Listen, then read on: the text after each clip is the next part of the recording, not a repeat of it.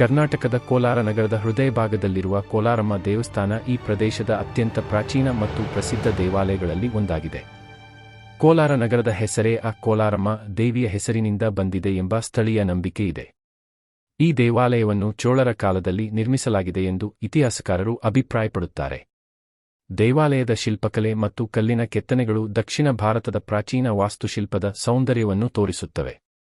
ಕೋಲಾರಮ್ಮ ದೇವಿಯ ವಿಶೇಷತೆ.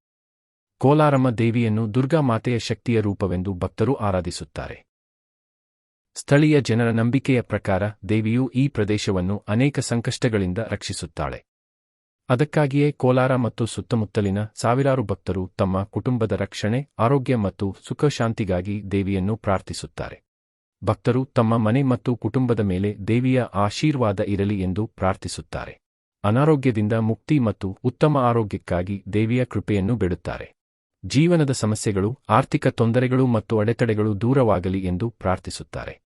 ದೇವಿಯ ದರ್ಶನದಿಂದ ಮನಸ್ಸಿಗೆ ನೆಮ್ಮದಿ ಮತ್ತು ಧೈರ್ಯ ಸಿಗುತ್ತದೆ ಎಂದು ಅನೇಕ ಭಕ್ತರು ನಂಬುತ್ತಾರೆ.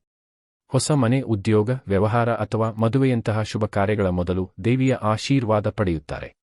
ಕೋಲಾರಮ್ಮ ದೇವಿಯ ವಾರ್ಷಿಕ ಜಾತ್ರೆ ಅತ್ಯಂತ ವೈಭವದಿಂದ ನಡೆಯುತ್ತದೆ. ಈ ಸಮಯದಲ್ಲಿ ಸಾವಿರಾರು ಭಕ್ತರು ದೇವಾಲಯಕ್ಕೆ ಆಗಮಿಸಿ ವಿಶೇಷ ಪೂಜೆ ಸಲ್ಲಿಸುತ್ತಾರೆ. ದೇವಿಯ ರಥೋತ್ಸವ ಮತ್ತು ವಿವಿಧ ಧಾರ್ಮಿಕ ಕಾರ್ಯಕ್ರಮಗಳು ಭಕ್ತರ ಗಮನ ಸೆಳೆಯುತ್ತವೆ.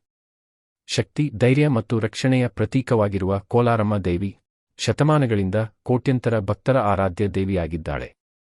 ನೀವು ಕೋಲಾರಕ್ಕೆ ಭೇಟಿ ನೀಡಿದರೆ ಕೋಲಾರಮ್ಮ ದೇವಿಯ ದರ್ಶನವನ್ನು ತಪ್ಪದೇ ಪಡೆಯಿರಿ.